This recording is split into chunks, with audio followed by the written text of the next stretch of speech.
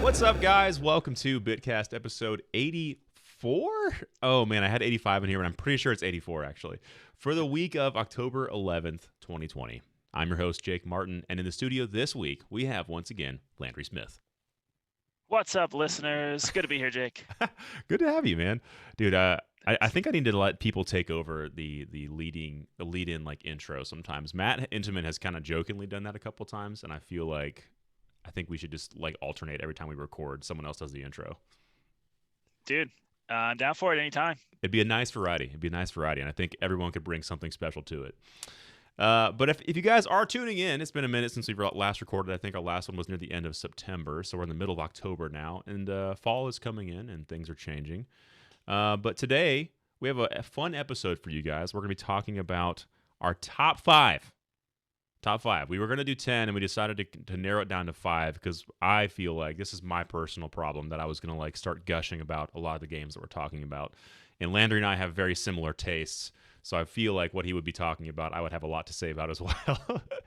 So yeah, for sure. We're doing our top 5 games of all time, and we did something like this a long time ago, and I think it was just the game that made the gamer. It was like when we first started this podcast, and now that we've had about 4 or 5 years of reflection, I think it's kind of fun to go back to this and hear Landry's top 5 games as well as maybe my changed or updated list. So that's all we're doing today, just kind of having a nerd session about some really cool games that we hold dear to ourselves. Bit of housekeeping, though. If you are a listener, be sure to leave reviews, or if you are interested in topics or conversation that we're covering, feel free to write into us. We'd love to hear from you. It's bitcast@bitblogist.com. We'll get those emails, and we'll put them up on the show. Drink of the show today, I am sipping on a lovely whiskey cider in my Grizzlies Gibson Donuts mug. Oh, nice. What a mug, man. That thing looks real awesome. Yeah, for all those Memphians out there, they'll appreciate that. Yeah, that's nice. The Memphis Grizzlies squad's fun to watch these days. They had a really great season last year, so that's always fun. I did, man. How about you? What you sipping on over there? I am drinking on a LaCroix, passion fruit LaCroix. So that's my non-alcoholic beverage of choice these days. Respect. Very nice. Dude, I went crazy on LaCroix like midway of quarantine this year, and I feel like something like I just like I got like burnt out on them, or I realized also that like I have acid reflux like an old man, and and carbonation does not help with acid reflux very much. So I was like, maybe I'll cut off on these a little bit and save myself some sleepless nights going forward. Yeah, man, I can totally vibe with that. It's like once you near 30, all these weird things start happening to you, and you're like, oh, that's what aging's all about. This is a strange feeling. Oh. So I totally get that. But LaCroix's, there's nothing wrong with it for me, so I love it. Yeah, I'm jealous. It's so true. I was literally having this same exact conversation with one of my coworkers. I was like, it just seems like as soon as you hit this like certain age point, like just injuries just are bound to happen. I went running this past Sunday with him, and I've been like trying to build up my like running endurance stuff. I thought at a reasonable pace, and then this run, for some reason, it wasn't that much more strenuous than what we'd done before, but I got done, and my ankle is like jacked up. I have like posterior something I can't even pronounce it, but basically like the muscle like on the inside of my ankle is just shot right now. I'm like, cool. Was this WebMD diagnosis, or did you actually go see someone about this? WebMD. Okay, nice. WebMD. I'm notorious for doing that. My wife gets on me all the time. She's like, you can't tell people you had that. You just looked it up on the internet. And I was like, well, that's what the doctors do. I'm pretty sure that's what it is. And that's exactly right. That's exactly right. Doctors all do the same thing. They just Google it. They're like, I have no idea what my patient has. I'm just going to leave the room real quick, and I'll come back with your papers. Yeah, exactly. So, guys, we'll see. Exhibiting these weird characteristics. What the heck is this? Any doctors out there, I'm sorry. I'm just joking. You guys are the real heroes, taking care of us. But... Oh, yeah, for sure. I'm just messing around. I do some running every once in a while as well, but like, my heel, every time I run now, my heel hurts, and it's probably due to all the excess weight I've accrued over the past few years. But I guess I just need to start biking or something. But I do still run every once in a while. It's a lot of fun for me. You're a dad. Throw on an audiobook. You're a dad, man. I mean, that's bound to happen. Start riding the bikes. Getting the dad weight on, and then eventually, you'll be wearing New Balance sneakers, high socks, and mowing your lawn every single week. Dude, I'm ready for it. I think I got like a lot of those boxes checked already, to be honest. I got my parents dropped off a bunch of crap at our house, and I just got a riding lawnmower. I took it out for its maiden voyage today to Oh, mow wow. the lawn, and That is truly exciting. I look like an idiot out there mowing my lawn, but it was a lot of fun. It was a lot of fun. Oh I man. believe it. I've wanted one of those things since I was like 13 years old. Oh, So it's a maybe great one time. day. It's a great. Hey, you can come to my house. I'll let you I'll let you take her for a test ride. All right. Yeah, that'd be great. I just recently bought. Me and my wife just recently bought a house. And we live on a really steep hill now. Mm-hmm. And I don't think a riding lawnmower could make it. I'd probably do barrel rolls all the way down the hill That and sounds super dangerous. possibly wind up with a serious injury. So Lose a limb somehow, dude. yeah, It's but yeah. maybe I'll come by and mow your yard on the riding lawnmower just to get that experience. Yeah. Well, my yard's not great for it either. The front yard's okay. The backyard's just like that. It's a giant hill and it's terrible. So we'll see. But before we jump into the main topic of the show, this might be a bit redundant, but I want to know, Landry, what do you play in these days? Well, I am playing Super Mario 3D All Stars still. Nice. Same. As soon as oh, nice. There's been a lot of complaints about some of the laziness that Nintendo may or may not have done when they were putting this package together, but to me it's perfect. I love everything about these games. I think they all play really well. I've dabbled a little bit in Galaxy, dabbled a little bit in Sunshine, and I've got 111 stars in Super Mario 64 right now, going for Oh, 120. So very uh, nice. yeah, I'm in the last stars that I have are like super difficult, and I haven't gotten any of them since I was a kid. So I'm really, really struggling with them. But I'm gonna keep powering through. At this point, I've only got 9 to go, so I will finish it. Very nice. Is it like the 100 coin stars for the most part? I have 2 100 coin stars left, and it's the 2 hardest ones in the game. From a lot of the things I've read, like TikTok Clock, and then whatever the last course is. I haven't Mm-hmm. even started that one. I haven't chipped away at any of those stars yet. So Oh man. Yeah, I have beaten Sunshine. I have not gotten I don't think I'm planning to get 100% because I don't think I like want to do some of the 100 star coins or the blue coins and stuff like that and just buy yeah, the the blue coins stars. are terrible. So I think I'm just gonna avoid that. But I beat that game and I just started Galaxy a little bit and I just got 2 stars in 64. So I've just kind of been bouncing between those two and I think I'm gonna go for Galaxy first and then finish up with 64. Nice. Such a great experience. But It is. we'll talk about that maybe a little bit later. Possibly. And it's been fun bouncing back and forth through the games too. Like when you get a little tired of one, you can just pop into another one, and they really do. I mean, we talked about this I think last time I was on here, just how different all of the experiences are in those games, and Oh yeah. they're all Mario, and they're all like you can tell that they're all Mario, but at the same time, each game plays completely different. So Yes, they feel very different, especially Galaxy with like the gravity mechanics and just movement and gravity in Galaxy feels so weird compared to Sunshine and 64. So yeah, it really does. I was having a hard time transitioning between those two, but I got the hang of it. Mhm. I have been playing the same, but also I have been playing Animal Crossing again Oh because wow, good for you. the new fall update came out and it's so fun. Like the pumpkins, all like the festive stuff for like Halloween. You can like decorate your whole island with these like good spooky decorations and stuff. And I'm amassing candy, so on Halloween I can go out and give candy to all my villagers and stuff. And it's just so cute. It's just so great. That's such a good game, and I actually have not popped back into it for the fall update. So You got to get in now there, that you dude. say that, I need to get in because Halloween's one of my favorite holidays. Period. I love it so much, so I need to really experience that. You better freaking get in there, bro. Uh, I know I've only got a few days left. and if you find the ironwood furniture set, if you have any of those recipes, just let me know because I need all the ironwood furniture still. Anybody out there that listens as well, please send them my way. I need those badly. Me, I need those as well. My wife and I both have been looking for those, so Dude, it's you so won't hard. find them from me. Yeah. Yeah, I don't really even know. I can't remember what we were looking for, but we were definitely looking for something. Yes.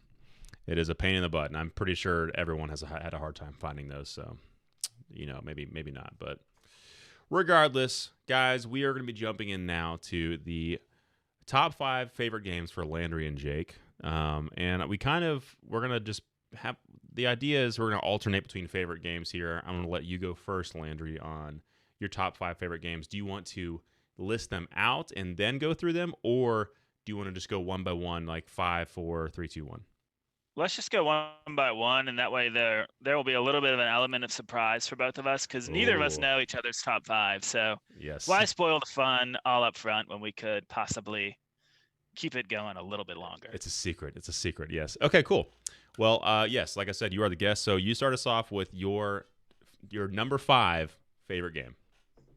Okay, so my number 5 favorite game is Donkey Kong Country, and this may be surprising. If you remember, the first time I appeared on the show in 2018, over 2 years ago, you asked me what my favorite game of all time was then, and I said it was Donkey Kong Country. And the reason I have a number 5 today is just because any day of the week, any 5 of these games could be the answer to the question, what is my favorite game? It's such a hard thing to pin down. It really is. And I think actually, yeah, at that time I was playing Donkey Kong Country when you asked me that, so I was just like geeking out over everything. This is it. Everything I love about it.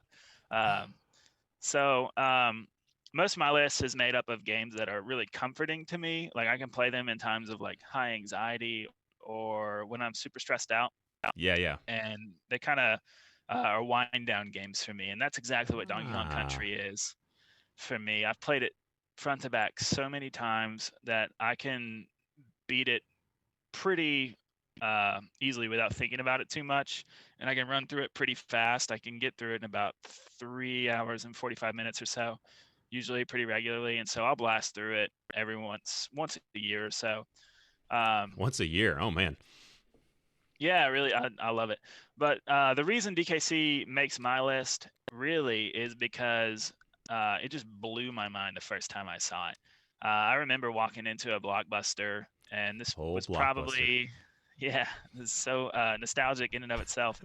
But this would have been 93 or 94, and just the pre-rendered graphics on display with Donkey Kong Country, they were extremely groundbreaking for the time. So seeing that as I must have been like 7 years old, it just completely blew my mind. And it must have blown Nintendo's too, because that was actually the game that made Nintendo purchase a minority stake in Rare when they saw that graphic technology. And then that's when they handed Donkey Kong, the first time Donkey Kong had really ever been in a franchise since the arcade game, they handed that franchise to them. Interesting. So, just a little snippet of history there for you. The graphics are very similar to. You might not know this. Is it the same technology they used for Mortal Kombat, where they took like pictures of like the 3D models basically and then animated them? Yeah, that's exactly what they did. So that's kind of what pre-rendering is, as I understand it. They motion capture something else like outside of the video game and then like kind of paste it in there. So. Yes. With basically a better graphical technology than the Super Nintendo was capable of, and then they kind of pixelated it to make it look like it was still Super Nintendo tech worthy and make it to where it could run. So I don't know the ins and outs of it, but yeah, it is the same technology as far as I understand. That's so cool. That's so cool to think about just how far we've come from that. I know. Yeah, absolutely. And that's one of the exciting things about like that era of gaming was there were so many technological breakthroughs. It was always fun to see what they would come up with next or how they would push the limitations of the hardware they were working on. Right. But even with graphics, like that's only so much of it. Like Donkey Kong Country to me just has really great gameplay as well. Mm-hmm. It's really similar to super hard. Super Mario World. It's hard. Yeah, I guess for when you're first getting into it, it can be really difficult. People say the hitboxes are really weird. I don't personally understand that because I think they're pretty. There's nothing like gimmicky or crazy that happens. Like I can always tell that. Oh, I made a mistake there, but some people think the hitboxes are a little weird. And I guess they're strange, but you can get used to them. Well, it's also because you play it once a year and you're pretty much have the game memorized at this point, probably. Yeah, that is true. I know exactly what to do in this part. Yeah, exactly. That's so it's probably not even my place to comment on that. But it's a 2-day platformer. It's similar to the Mario franchise. There's tons of secrets and collectibles to find. Um, but then there's unique stuff as well, like the minecart levels, Oh, which has so kind of good. become, yeah, they've become iconic in uh, the Donkey Kong games. And then they also had like their own unique levels for the boss battles, and they were a little more grandiose in scale than a lot of the stuff that you saw in the past Mario Hmm. games.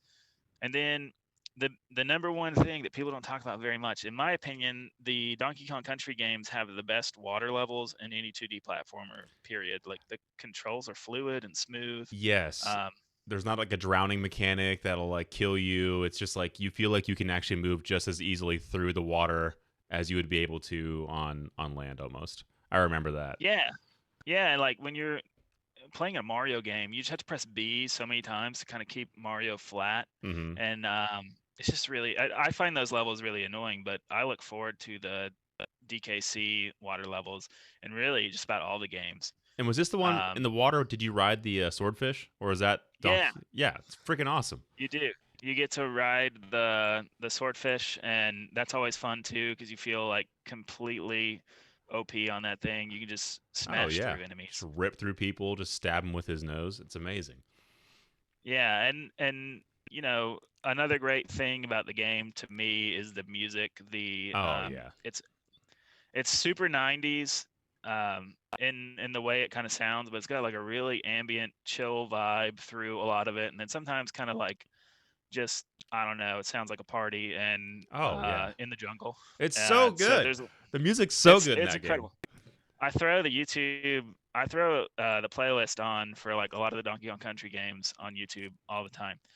Um, it's great. There's a ton of 90s attitude that is just And the water level, man. nonstop, like The in water your music, face, so good. dude. Nice. Oh I yeah, love that you have that right in the back of your dome. That's amazing. I know that one. I'm terrible at recalling music. Like I could hear a song 1,000 times and someone could ask me to sing it, and I would like forget the tune on the spot because I get really Oh, anxious about that even kind of stuff. even like the world map music's so good. Brim, brim, bam, brim, bam, bam, dun, dun, dun. Nice. Bam, bam, bam. Yeah, man, I remember. Ooh, so good, dude. So Yeah, good. man. It's fantastic, and it's true relic of the 1990s. So if you've never played Donkey Kong Country, the original one, you can play it on the Super Nintendo And the Switch. app on the Switch. That's Yeah. yeah, that's what I meant. Like the Super Nintendo app on the Switch for Nintendo Online. They have the first one and the second one, and the second one is actually probably a better game than Donkey Kong Country. It's probably a better Just game. to be honest, it's just as good as the first one, but then there's even like cooler collectibles. You get a much more diverse um, level selection and stuff, and it's the music's just as good. And It's can't you play? fantastic. Can't you So play as? Is it Trixie Kong or what's her name? Dixie Kong, yeah, Dixie you Kong. do play as Dixie Kong and Diddy Kong. Donkey Kong, you're saving Donkey Kong That's Country. He right. was kidnapped in the second one. So Classic Donkey Kong, always getting kidnapped. yeah, man, what's up with that? Ah, dude. So yeah, man, I remember renting that from Blockbuster as well and playing through that, and just like finding all the secret Kong letters and stuff was like such a fun thing to try. I mean, because my brother was a completionist, so he couldn't like even if he completed the level, he wasn't happy to Yeah. progress until he got everything that he needed to from that previous level. So he would go back and replay it again, and I would get so mad. I'm like, bro, just go to the next level. I want to see what the next level is. Like we only had this for like 4 days or like whatever like the Oh rental yeah, period was. with a rental, you've got to kind of put that aside. But I'm the same way, man. I'm a completionist as well, and every time you complete a level in the Donkey Kong Country series, you get like a little exclamation point by Hmm. each level. So if you're ever trying to 101% complete Donkey Kong Country, look for that exclamation point. That means you've found all the secrets. Oh man, 101%. Wow, there's a little pro tip there from Landry. Oh my goodness. Yeah, that's a challenge too. Okay. All right, so I made the mistake of like not totally numbering these, but I think I can do it really quick. I kind of just like wrote them down and then like felt really good about them, but then like didn't think to number them. So I know which ones I'm gonna kind of go though in order. So my number 5 is Kingdom Hearts. Uh, Nice. so the original one and two can be included in this because it's like I feel the same about both really. So these came out in 2002, so on the PS2. So quite a while ago, about 20 years ago almost now. And I remember at the time just being so weirded out by the idea of Disney and Final Fantasy like coming together and like mashing their worlds and like gameplay. And I was like, this is gonna be so bad. I remember seeing it in like a magazine. I was like, this is gonna be so stupid. I was like, this is like no one wants to play as Mickey Mouse. No one wants to be Mickey Mouse in an RPG. I remember thinking that exactly. I was like, this is gonna be so dumb. Yeah, Mickey Mouse is the kitty Disney character. Why would anyone want Exactly. to play with him? Exactly. So I remember like just kind of like shuffling it off in the back of my mind, not thinking about it. And then my brother ended up picking it up because I think he was interested. We all liked Disney. We grew up on Disney, so he was like, "Oh, I'll get it. I like Final Fantasy. I like Disney." He's like, "We'll just see what it is." And like I think at the time we had been reading reviews in a magazine. We're like, "Hey, it's getting pretty good reviews actually." So we picked it up. I didn't play any of these games. I have to this day have not played one or two. I have only watched my brother play both of these games, but You've never played Kingdom Hearts? I've played the third one that came out on PS4, and the Oh ones yeah, I remember you tried to let me borrow it. Wow, this is crazy. I love that this is making you one of your top 5 games and you've never played it. I never played it. Only watched my brother play it through in like completion, the entire thing. And so I just like the biggest thing to me that stuck out was like again the contrast of like Disney characters, but like at this time I was like emotional Jake. I was like just going into like middle school. And I remember like being like emotional about Sora and like missing his friends and like wanting to get back to the island just so he could hang out with Kairi and Riku. And I was like, this is so nice and so cool. And like the music, I learned the music on the piano, the opening like menu music. I learned that theme song. I love this Oh, it's game beautiful. so much. And like I think what stuck out to me the most on this one was like the different worlds and just being able to like see like a realized Lion King area or Hercules, and all of the personality that came with those. This was the first time that we were able to like visit those worlds, and it felt so cool because you're like, oh my gosh, I am like where all the Greek gods are from Hercules. Oh, I remember this part from Alice in Wonderland or whatever else, and it's like Yeah. you were actually getting to explore those worlds, like Little Mermaid, stuff like that, and it just was so cool to me. Oh Um, my gosh, dude. So great. I feel the same way about Kingdom Hearts, and it didn't make my top 5 list, but I actually started to put together like a top 10 list, and I can't remember if it was in 10 or 11, but it was right there, man. This is one of my favorite games as well. And I had almost the same feelings as you whenever it came out. Like, I would have been around 15 at the time, and I was yeah, just like, man, this looks so lame. And I was coming off of Final Fantasy 9 and 10, which 9 is a top 10 game for me by far. It's the yeah. first RPG I ever played. I loved it. 10 was 10 was amazing. amazing as well. Yep. Yeah, it's like one of the best PS2 games. Mm-hmm. And then you've got this weird Disney Final Fantasy crossover. But just like you said, like I think the first world you go to outside of like the Sora's Island, where his homeland, is Alice in Wonderland, if I remember to. And just like being Yeah. in that world and that being one of my favorite Disney movies growing up, I couldn't believe. First of all, it's kind of like a deep cut in the Disney Yeah, they picked some weird ones. classics, and for that to be one of the first ones you go to, I was just like, man, this is so cool. And then seeing Aladdin and Peter Pan later on, that Oh, might I have been know. in two. I can't. It was Yeah. just so cool to fly around even as Peter Pan and swim as Ariel, and like every world you had like a different move set and the controls all felt good. And Yeah, combat also was cool. it may have been the first action RPG I ever played, because this might be hard to believe now, but action RPGs were not necessarily a popular thing back then, and RPG mechanics were not like rampant throughout the video game world as they Yeah. are now. You had So like the top down like dungeon crawlers where you would just hold down the attack button like yeah, Gauntlet Legends and stuff. Gauntlet, But which is great. not a lot of games like this. Yeah, you're absolutely right. And I loved like the locking on mechanics, like flying across the battlefield, hitting somebody with like a giant mega attack, and then you'd call in your partner, so like Simba would jump down next to you and fight, and you're like, this is so cool. Oh my gosh, yeah. And yeah, it was for sure. So cool, and even the unique enemy designs were neat. The only part about that game that was not awesome was the gummy ship stuff. I kind of like Like the gummy ship too. it was cool. It was like an amazing idea. I just don't know that it was executed very well. Yeah. Um, but small critique of one of my favorite games of all time. So I'm really happy to see this on your list. Well, and again, I watched my brother play it, and he's a completionist again. So like the gummy ship thing, he spent like hours on like just customizing his gummy ship and trying to make it perfect, and like to the point that he would like have the best gummy ship and be able to go and get all these high scores and stuff. So he was truly trying to do like 100% that game. So we got to see all the secret bosses. We fought Sephiroth and the the Reaper above the Traverse Town clock tower and all kinds of stuff. I mean, it was just like that was another thing that's really cool. There's a lot of little hidden bosses and secrets if you really looked for them. So like Yeah. the game rewarded you for actually like 100%ing stuff and really going the extra mile to try and do more. So I think if you finished all the trials in the Hercules Coliseum, that's how you got Sephiroth. And then I think like I can't remember the Traverse Town Reaper, but that one was like super super hard. And Oh yeah. I don't remember how you even unlocked that one, but yeah. Traverse Town's so cool too. What a cool hub world for a Oh, whole game to take place in too. yeah, such a good idea. Castle Oblivion was like so epic, like going there for like the Mhm. final boss fight and that music and like oh, I still have some great memes. The newest one, 3 was a pretty tremendous letdown. It was still fun to play through, but Yeah. I was like, this is not really what Kingdom Hearts is about. It's just like they got so lost in like trying to make this make sense that it just is dumb.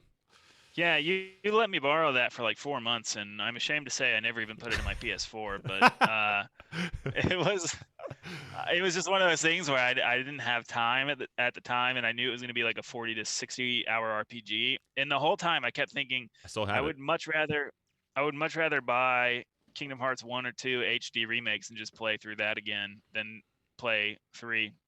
Oh, yep, there it is. Still got it. Still got it. Nice. If you ever want to go for it, you are more than welcome to. But yeah, man, Thanks, man. that's my number 5, Kingdom Hearts. Just a real surprise one, but also just one that's always going to stick in my heart. Very good, man. Very good. Thank you, thank Excellent. you. Well, I guess we're down to number 4 on the list, and for that one, I have chosen Tony Hawk Pro Skater, the first one. Oh yeah, yeah, yeah. Yeah, absolutely. And so when I got my PlayStation 1, it was probably, I think PlayStation 1 came out in 95 or 96. I didn't pick one up until like 1999 or 2000. Yeah, I was a late purchaser. Of course, back then I didn't have my own income flow, so I had to rely on, a birthday, and my parents would never buy me a system unless they were $99. yeah, So, same here. yeah, so I had to wait till they dropped that little small PlayStation. And it came with a demo disc that had the warehouse demo Yep, I on remember it from this. Tony Hawk Pro I Skater. remember this. Yeah. Yep. And I probably put about 10 hours at least into that one particular demo, just We playing that level over and over again. we played the crap out of that demo, dude. I don't know. That is a deep cut. I forgot about that demo. That is a Dude, deep cut. and it ran rampant. It was everywhere. It was in like the PlayStation official magazine when the PlayStation or when Tony Hawk Pro Skater launched, Mm-hmm. and then they gave it out at Pizza Hut for a while. Um, and then when the PS1 finally launched, that second iteration, I think it launched. It must have launched with that demo. It came in with mine as well.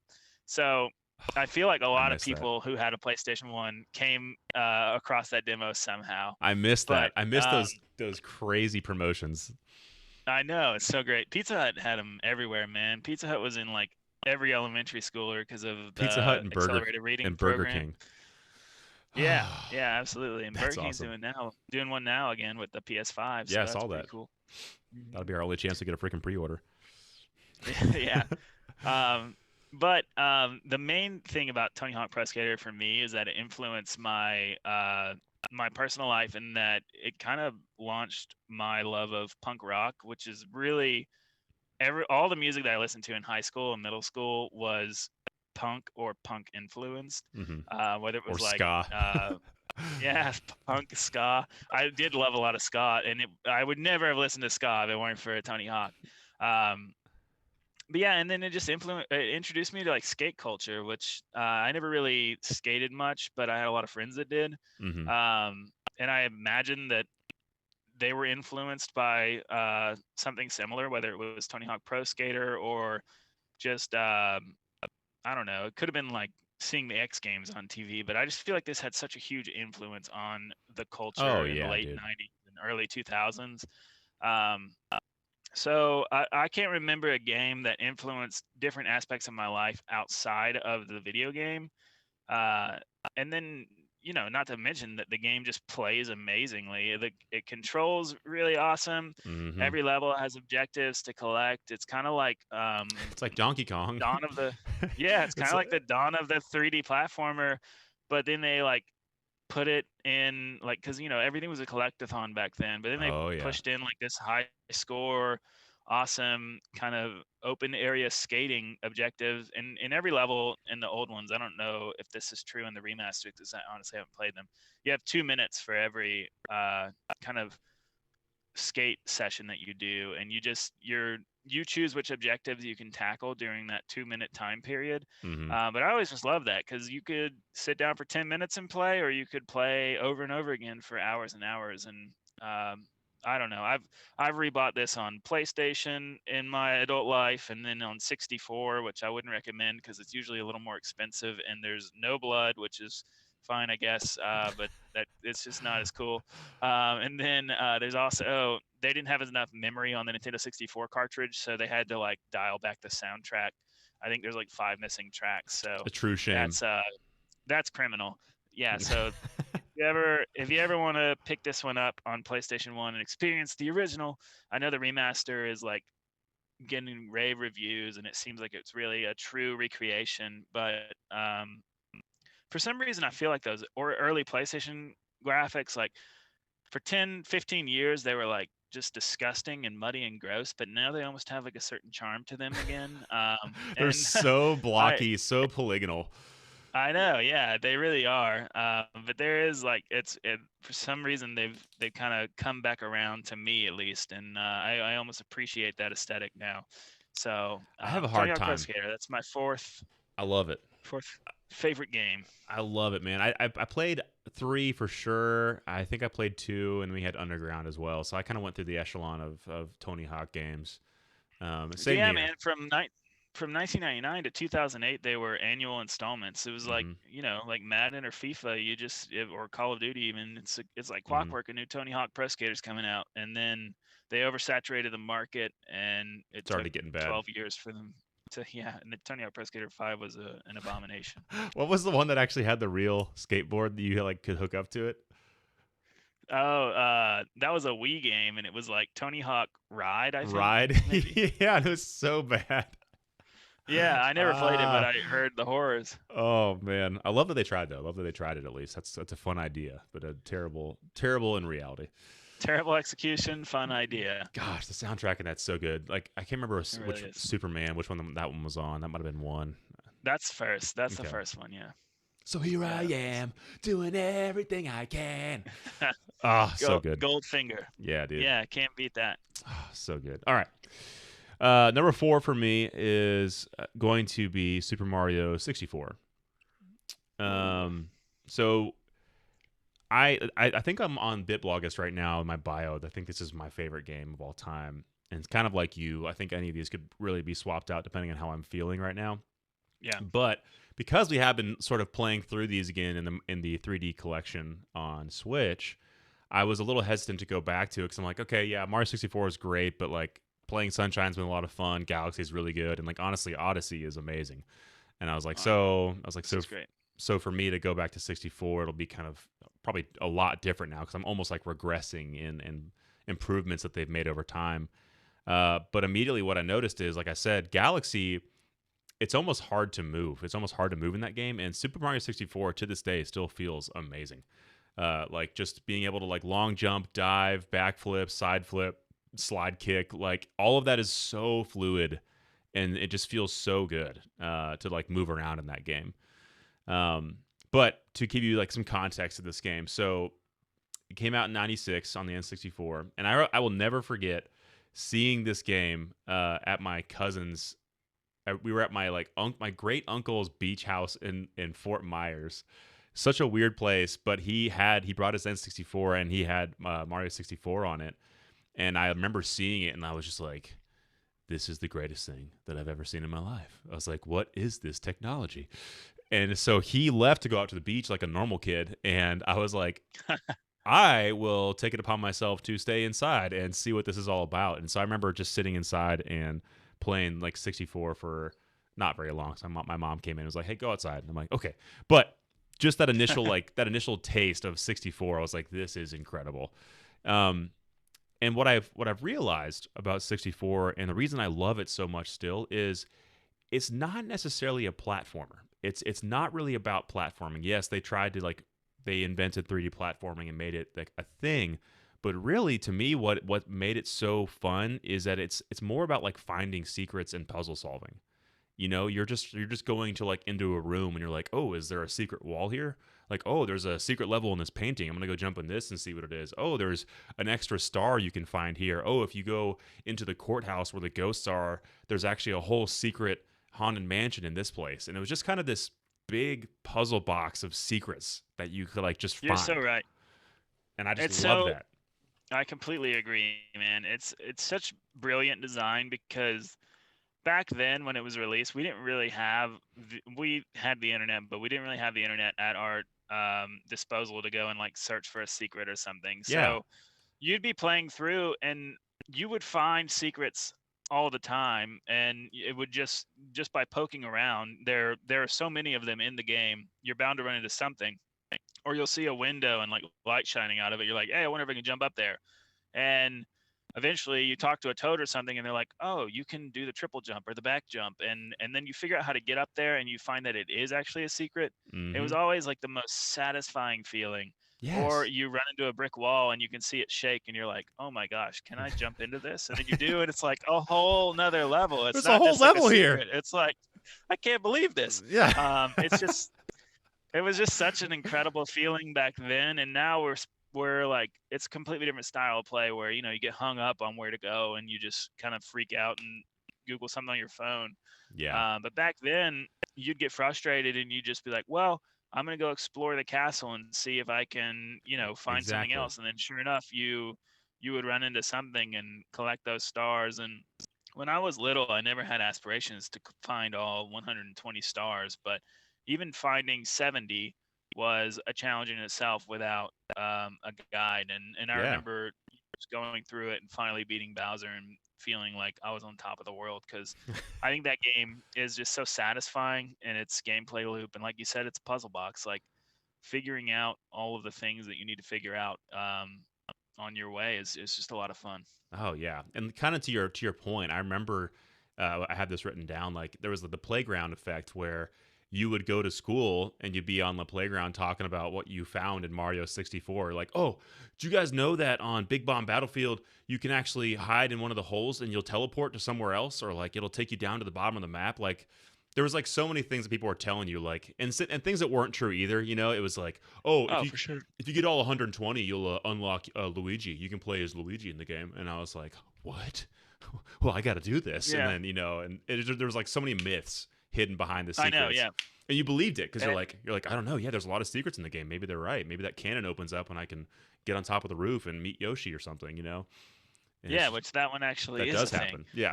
Um, yeah, but there are so many things, or so many things back in the day where you could just believe a secret because it was believable, and the whole Yeah. Luigi thing was always a rumor, and game magazines would even like kind of push it through. So Well, and I think if you saw like the wild. giant data breach that happened recently with Nintendo, like they actually like there was a 3D scaled model for Mario 64 that they never actually used. They were like, "No, we can't use this. We can't do it."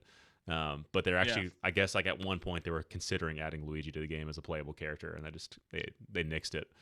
Yeah, Um, I feel like if you just read a lot of Miyamoto interviews, it seems like multiplayer is like always a thing that he really wants to put in all of his games. yeah, And back in the day, it was just like a sacrifice that always had to be made. But now you can see it in just about every Nintendo game. There's always whether it's terrible or not, some kind of multiplayer component to every yeah, Nintendo game. Even if it's like someone hold the Joy-Con and waggle it at the screen and collect coins or something.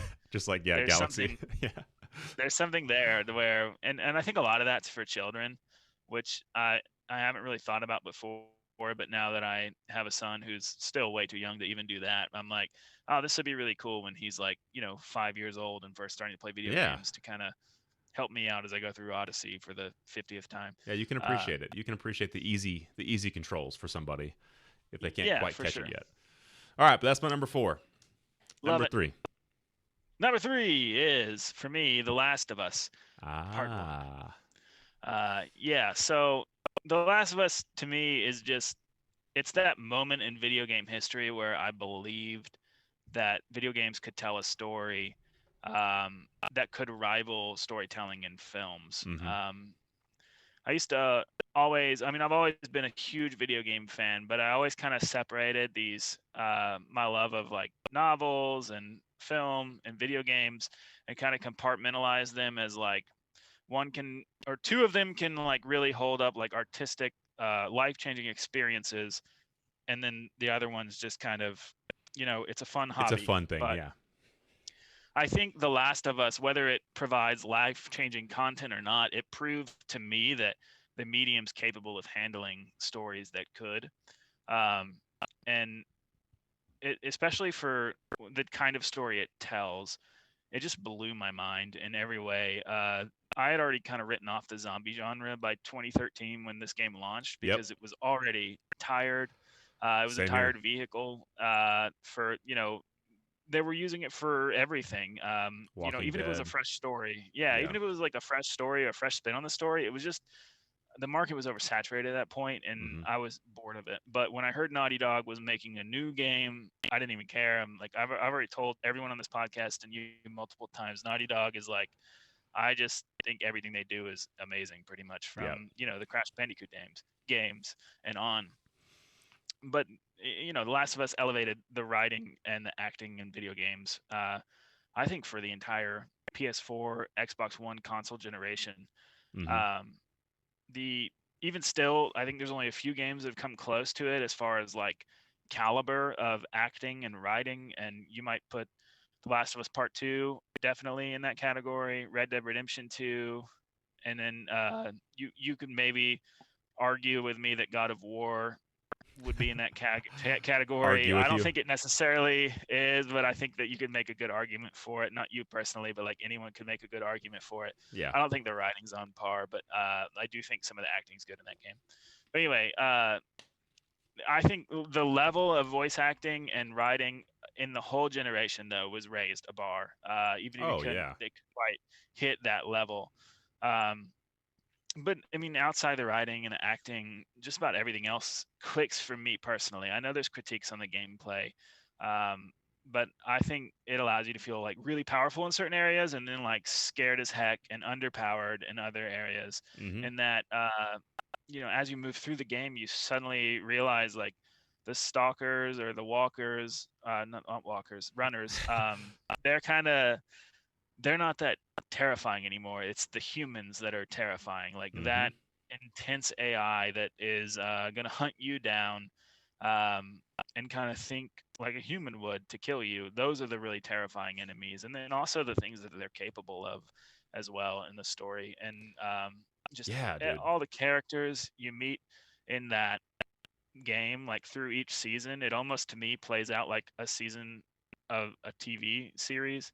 Yeah. Um, each kind of section of the game, even though it is actually going through like fall, summer, spring, and everything, and the pacing and the length in this game are pretty much perfect. Whereas I think if you were to critique the sequel, that's the one area that it really falters in Just a is the little bit too pacing and long. Just the a length. little bit It's too long. Yeah, exactly, it is. I even heard Neil Druckmann say on one podcast that if they had had another 4 months to work on The Last of Us Part Two, it would have been about 6 hours shorter, which is really interesting. Huh. So they would have probably cut more down. He said that they had already like the last phase of their development, they had already been cutting back quite a bit and Dang. trying to like rework some of that stuff. So, Make it more but anyway, succinct. yeah, and then the last piece of why this is like to me one of my favorite video games, and I think one of the best video games ever made, is the ending of the game as well. Mhm. Um, it's an ending that a lot of films couldn't pull off successfully because there's so much nuance and detail in a lot of the acting that's going on, and it was a moment where you saw that technically and visually graphics were able to capably pull off like facial emotions. Hmm. And then also you have the work of Ashley Johnson and Troy Baker that was just astonishing. Oh yeah. And they were able to put those performances in the game that really convinced you of the way those characters felt. And it almost, if you've played the game and you've seen the ending, you know it's a little open ended at the end, and you know we get those holes filled in the sequel. But when it ended in 2013, it really was the perfect ending to a video game.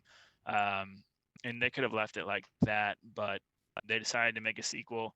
And I really believe, like, in future top 100 video game lists, The Last of Us will probably be. I see these games as kind of like a Godfather Part Two parallel.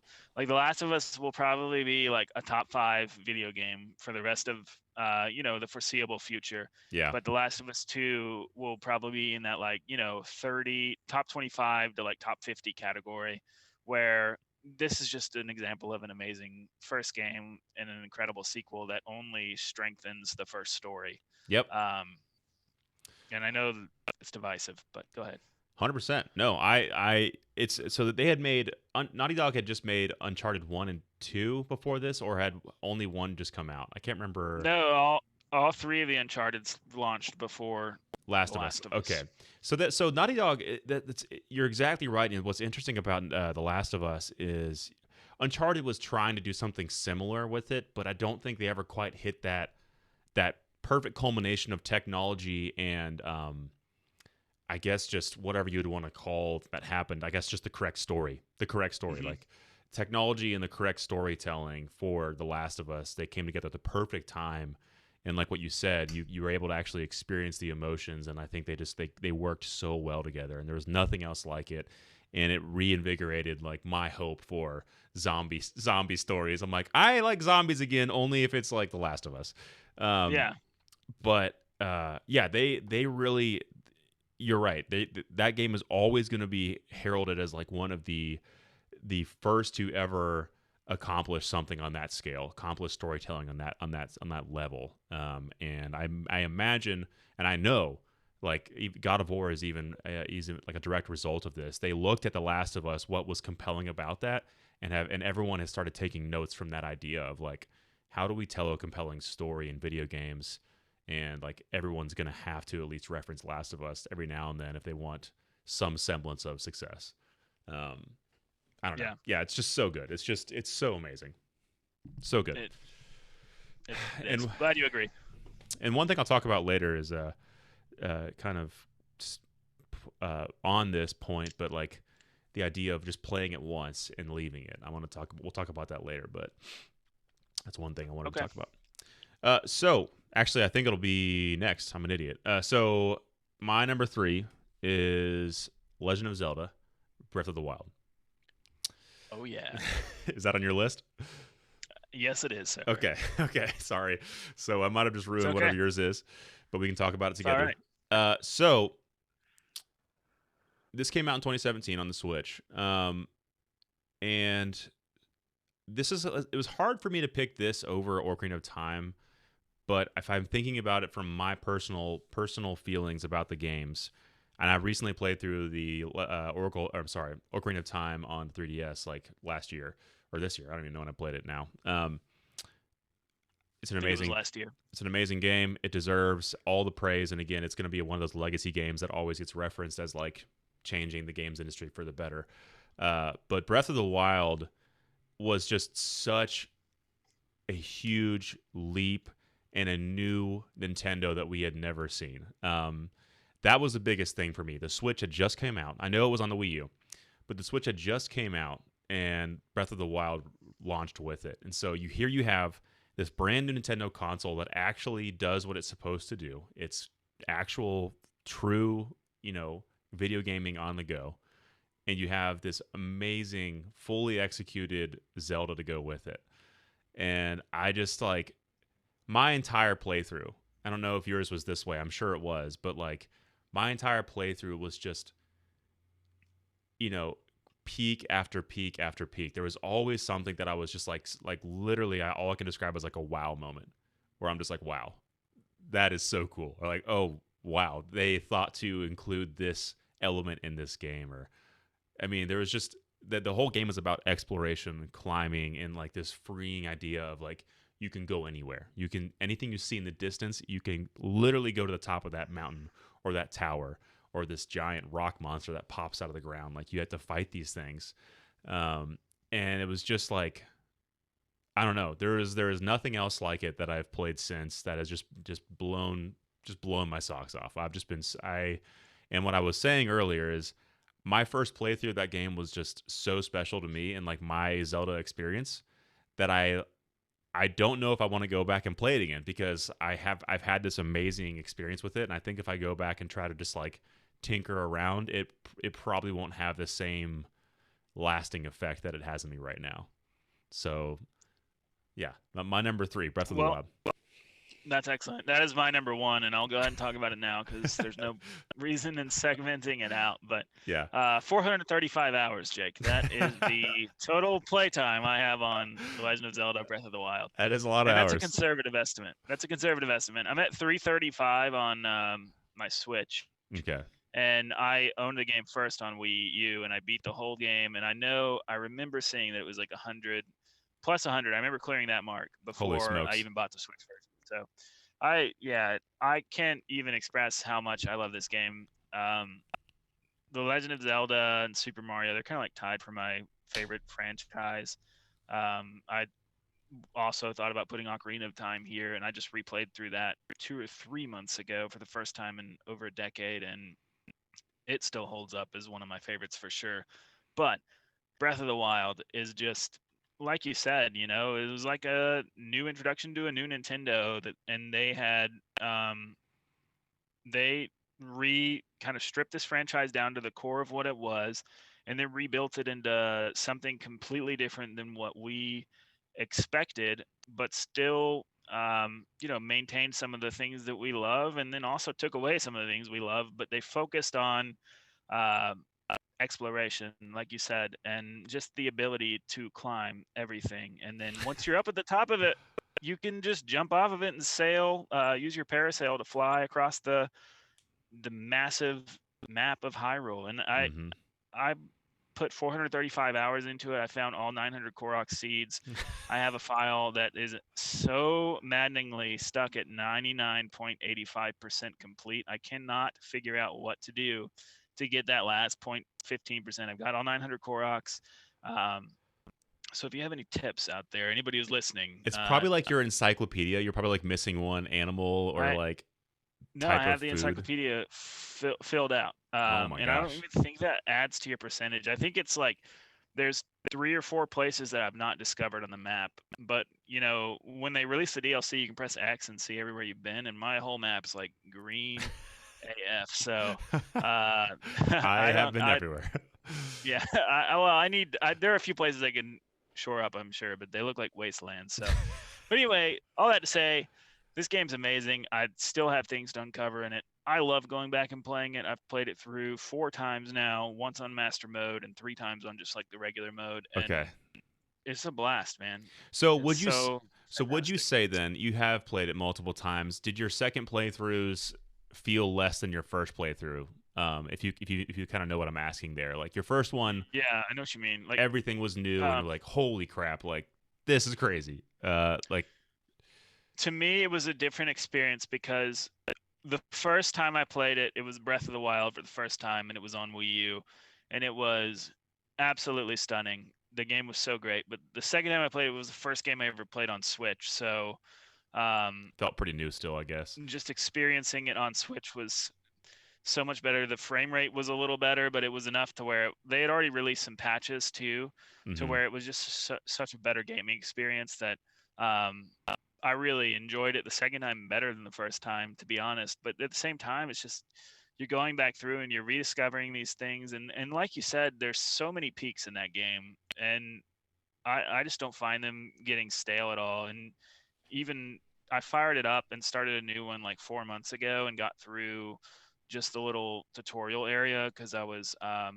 just playing around with a friend, showing it off a little bit. Yeah. And man, it's just so good. It's so much fun to approach every fighting situation in a different way. Oh Or yeah. IGN released a video September, I think it was like September 20th or something. It was a few weekends ago, and it was like 15 reasons why Breath of the Wild's still fun to play in 2020. And then it was just like showing off all these like really rad techniques. Like, so I had to fire it up then and try and pull off like all these crazy These speed bomb running time jumps techniques. and Yeah. stuff, That stuff's insane, which man.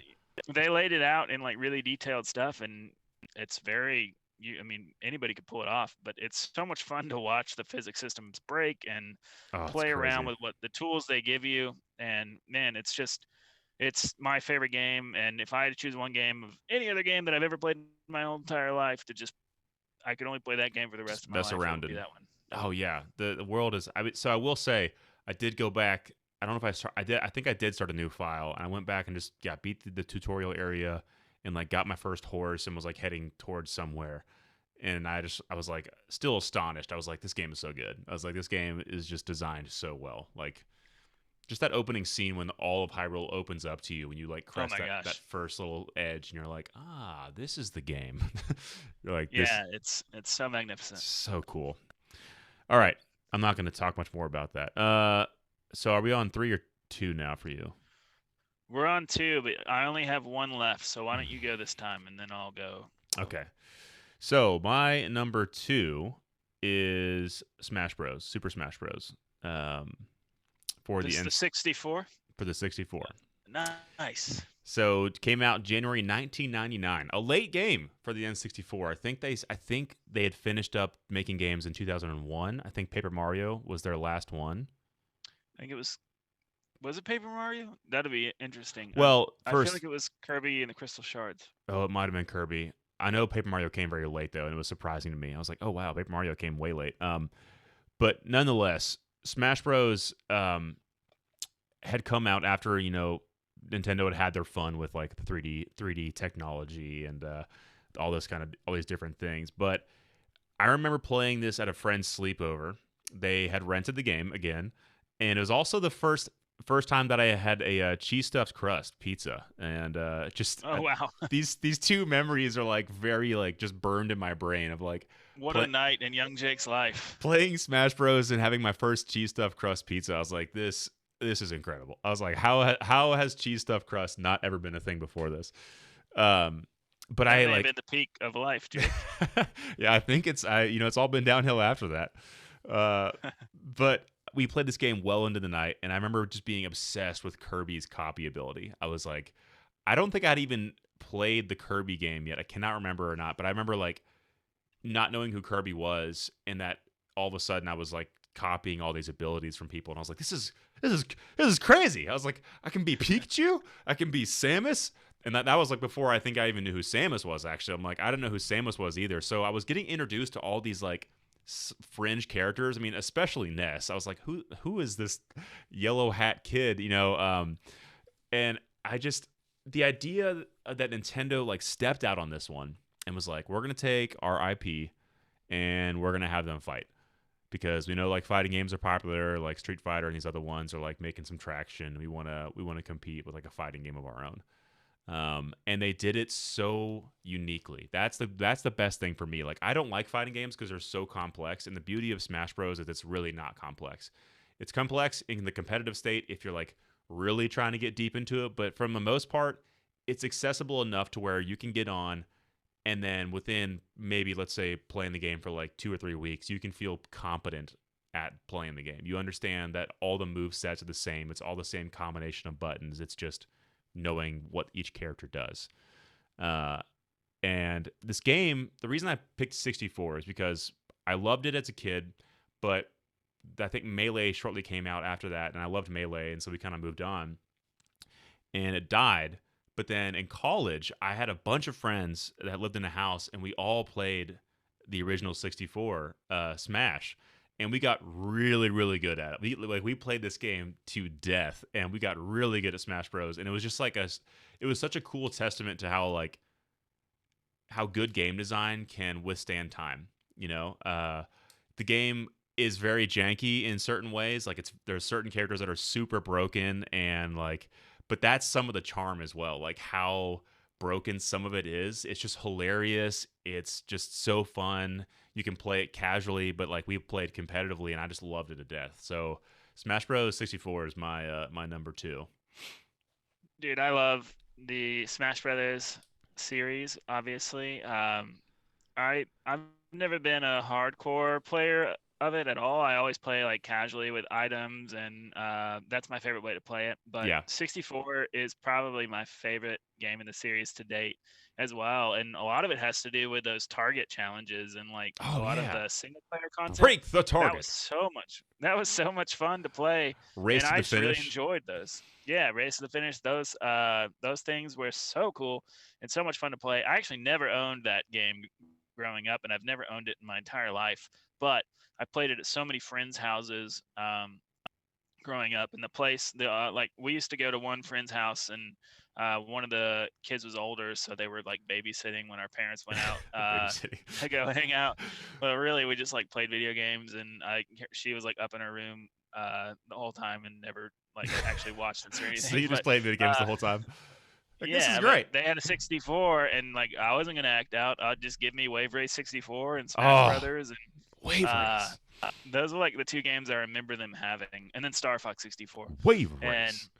yeah, and I loved that Smash Brothers, and that's really like my experience was playing it at that house, and Oh, um, still really good stuff. yeah. A lot of the memories of this game are like with people. But I mean, like the sound effects like still just stick in my head so much in this game too. Like even like the starting screen, Super Smash Brothers, and it's like just like this huge, just like over the top, ring fighter narrator voice for all the things. Yeah, Choose your character. And it's it's like just the oh, Let's Get Ready to Rumble guy. exactly I don't know if three, it's him, but it sounds like two, him. one, and it's go, and then Well, like everyone fights. It's like, oh, this is great. if they Oh, ever make a remaster, Jake, you should try out for the announcer part. You're oh really man, crushing that. dude, yeah. I mean, all the noises, as you can tell, music, sound effects, all very important, I guess, in my game decisions today. Yeah, I feel the same way for sure.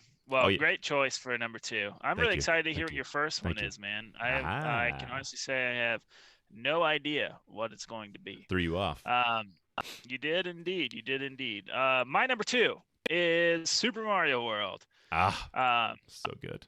like I mentioned before, this is, along with Zelda, my, favorite gaming franchise, and this is the most comforting game I think I've ever played, and I have played it to death. Oh, it's so good. Um, yeah, the graphics when it came out on the Super Nintendo weren't like absolutely mind blowing, but it's just enough to make it look like it was a serious upgrade over the NES, and Yeah. I think that simplistic art style really served it well over the years. And just looking at it today, even when I'm like playing a Super Mario level, Maker level, or gonna make a Super Mario Maker level, I always find myself looking for games to play in that Super Mario World aesthetic, just because it's my personal favorite Oh one. yeah. Um, Same here. but I remember faking the flu one time to skip school when I first got this. It was like right after Christmas break.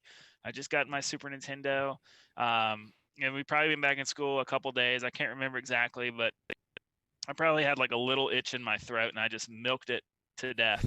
And I stayed home and I played Super Mario World the entire day, nonstop. Um, and I probably got stuck somewhere in the Forest of Illusion, because I remember playing as a kid and just always getting stuck in the Forest of Illusion. It's And kind of spooky there, man. it is kind of spooky. Those trees, they look like jack-o'-lanterns Yep. almost. But you know, I would get really frustrated in the Forest of Illusion, and then I just hit reset and start another file from the very beginning again, and go right through it again, and then try the Forest of Illusion until I got frustrated and start over again. And then eventually, I had a friend come over and help me out, or either that Beat or it my for you. brother did. I can't remember. Yeah, Yeah. but not necessarily, but kind of like walked me through how to knock that out. And it was never like the platforming that got me hung up. It was just the how do I find the secret exits in this world. But Without the time running out. um, Yeah. it's one of my favorite games to go back and play. It's one of my favorite games to go back and get 96 exits, which is basically like 100% in that Oh game. man. Oh man. and it's just amazing. Oh, I know that game like the back of my hand. and it So holds up so well. And that game to me plays so well. Super Mario 35 came out, or have you played that yet? Like the Tetris 99 oh version of yeah, man, Mario. I got two first place so far. Nice. I haven't gotten first place yet, but what stuck out to me on those honestly was like, oh, this kind of feels bad. Like this feels a little like I can't move almost when I'm playing this. But like Mario World, I never felt that way. Whenever I jump into that game, Yeah, like it all feels very familiar to me and I know exactly how I should be moving. I love the run button and like the ability to be able to like grab things as you run up to them. If you just hold down the button and you'll like release if you want to. Um, yeah, yeah, man, the overworld in that game is so good. And I remember just passing the controller back and forth with my older brother. He was much better than me at the game, so we didn't do a lot of passing. Usually I'd just say, nah, you can just keep trying. I'm not as good. But every now and then he would get fed up. Yeah, usually at the Forest of Illusion or something like that. I'm like, let me try. Let me give it a try. yeah, And if I remember correctly, you could do two player where like two player was Luigi, first player was Mario, right? yeah. That's right. You can do that. Yeah. Me and Ryan, Darling, have actually played through the game. I don't know if he'll remember this, but we've played it through it twice. He'll definitely remember one of them. And twice in our lives we've lived together, and both times like somehow we've come across a Super Nintendo and played through that game together. So there's good memories there as well. It's amazing. It's the best. I think that's again that's a big part of all these like games that we love so much is like the shared experiences as well with like other people. It's Certainly. so good. Yeah, Mario World is one that I continue to want to go back. I reorganized my Switch library to have my top three I want to play still. So it's got Link to the Past, Mario World, and Super Metroid at the very top. So I'm gonna try and knock those out eventually. So are you saying, oh, those are the ones you just want to go back in and play? Those are games you've actually Yeah, played before. yeah. I just want to go Okay, back and play them perfect. again. Actually have never beaten all of Super Metroid. Yeah, I think I remember you going through it a couple years ago and talking about it. Or Every is that time am I crazy about Yeah, it? I haven't beaten it though fully. Every time I try to go back, I get like super lost in where the heck I am. I'm like, I don't even It's know where I'm supposed to be going right now. it's really hard to come back to that game halfway through. hmm If we do an honorable mentions, I had a top 10 and I'd like to tell you about it Yeah, just in give me like your give me list your them off. give me your But top your top extra fives. okay, the other top 5 were at number 6, I had Final Fantasy 9. So good. Number 7, Ocarina of Time. Yep. Number 8, Super Mario 64. Yep. Number 9, Super Metroid. Mm. And number 10 was Mario Kart 8 Deluxe. Oh, Mario Kart 8 is really really good. I thought about It putting a is. Mario Kart on here, but I just never, I never think about those games as lovingly all the time. And I'm like, they're great, they're super fun, but I never think about them that much. But Yeah. but definitely my top 10 for sure. Definitely my top 10.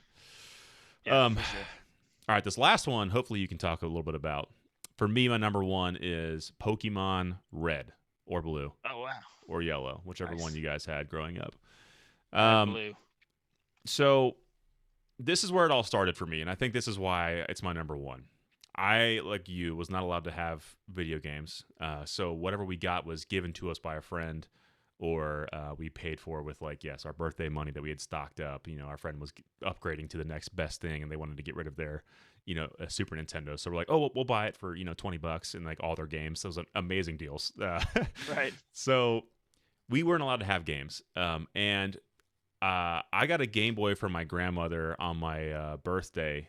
I think shortly after the Game Boy Color had come out, and it came with like game. She got me like Game and Watch or something like that. And then literally that same year, I remember Pokemon had come out, and it was just this massive, massive success everyone wanted. So I got it for Christmas. I got Pokemon Red for Christmas the same year that I got my Game Boy.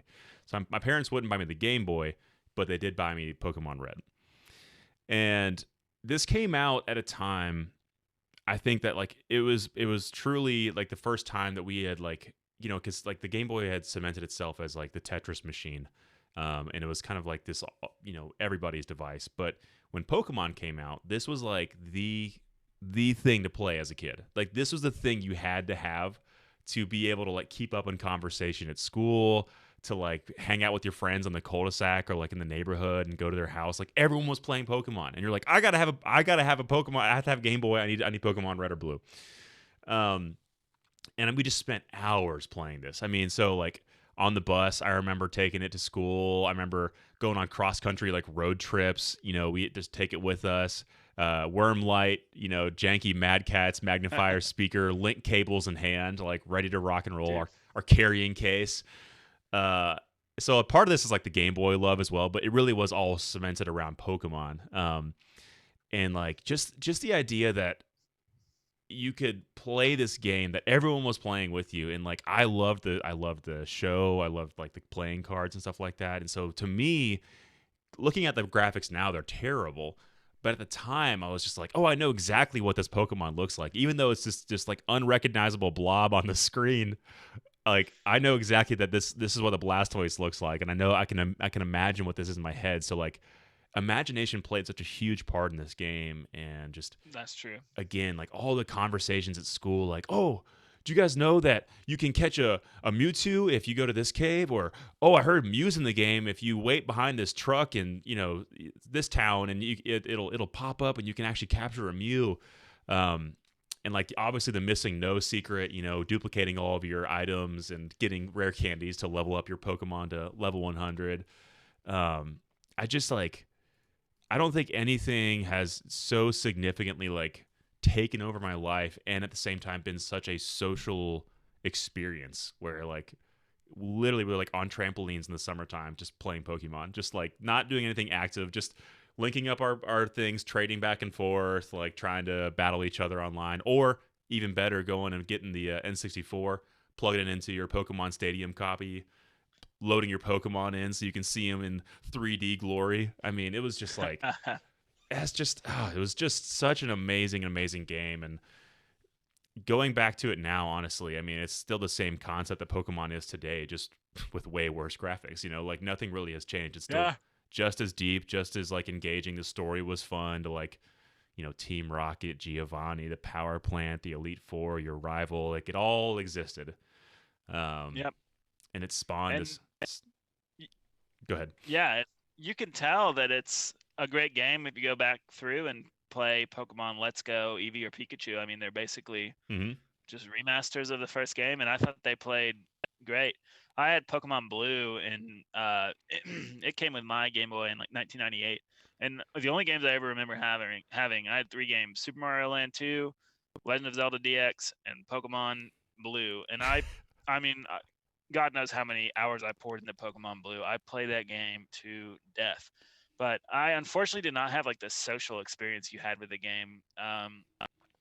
I don't know if it was because I was like a really shy kid, but like I just never found friends that had Pokemon as well. But I did like love seeing the show when it came on, and I didn't even think like obviously got to catch them all. Like I got Oh really yeah. frustrated all the time with like trying to catch them all. So I had a Blastoise, and I just was like, I'm gonna get this guy to level 99. And I remember just putting in the countless hours to level him up to level 99, even though like if I had ever battled, it wouldn't have been for anything. But that was the one thing I wanted to do as a kid. So, Just walk through the um, Elite Four with one Pokemon. Like, all I need is my Blastoise. I yeah, can beat all of you. that's exactly what I did, and I would like just mainline all of them, just Hydro pumps. That's destroy all I them. need. So, Yeah, man. exactly. Such a good game and such a good franchise that's offered so many games over the Mm-hmm. course of 2 decades. Really, I never had the Pokemon Stadium thing, but Pokemon Snap is like Oh yeah. easily a top 10 N64 game for me, and I love that. I played through that a couple years ago. It was great. Oh man. Well, and they're making a new one, so we'll see what that looks like in 2020. But Yeah, I mean, yeah, I'm excited for that. I think the only reason we had a social experience around Pokemon is because we lived in a cul-de-sac of like all kids our age, and I guess Yeah, that's awesome. they all had similar interests. They all wanted to play Pokemon, so like yeah, it was just like that's all we did. We just sat Bunch of around. nerds. Bunch of freaking nerds. I literally would like walk up the street on the sidewalk with like my Game Boy and my link cable, like, hey, can Jeffrey come outside and trade Pokemon? I need to evolve. I need to evolve my Machop into a Machoke. I mean, it's Hey, just, uh, such a dude, yeah, it really sucked. I had what was it? You have Geodude, Graveler, or Golem, and then golem, Graveler. and then Yeah, Haunter and the Gengar. I had an Eternal, golem who could just never evolve. Or Graveler. It's just You had an eternal Graveler. Graveler, yeah. Yeah, An Graveler eternal actually Graveler. looked cooler than Golem. Golem looked kind of dumb. But yeah. And then I the other always one wanted was a Graveler and Drowsy and the Hypno. and then also the Alakazam guy. You're right. Alakazam and Kadabra. Those are the other two. There's a lot. And Kadabra, like you could just wreck fools with him, like with that psychic stuff. So Oh yeah, dude. I mean, if you saw the Pokemon anime, I mean, freaking, I forget her name right now. The trainer for that gym, but she was pretty scary, pretty intense. But there are our top 5. Man, you got me all my feels right now just talking about Pokemon. I never even like. Oh, sweet nostalgia. I originally had Last of Us in here, and then I thought about Pokemon, and I was like, oh my gosh, yeah, I need to put Pokemon here. So Last of Us actually got booted out to probably 6 or whatever. It probably could be on 5 as well, but I just, they're all just so good. All just so good. So true. Well, guys, that is the end of our podcast, but please let us know what maybe your top 5 favorite games of all time are. We'd love to hear them. And maybe we could make a little segmented list and maybe aggregate some stuff together and put out our definitive list of best games of all time. I know Landry's putting together a cool one right now for best Nintendo games of all time. Yeah. Well, I'm doing right now like the most important Switch games. Most important Switch games. That's what it is. Yes. And I like that. I like that a lot. That's actually going to be a pretty intelligent piece to read because I feel like you got a lot of business sense in there as well, and kind of why they are so impactful for the Switch. So, Are you posting that on your site? I'll be posting it on my site for sure. Sick. I'll let you. What's the plug for that? Yeah, it's WordPress.snesswitch.com. Snesswitch.com.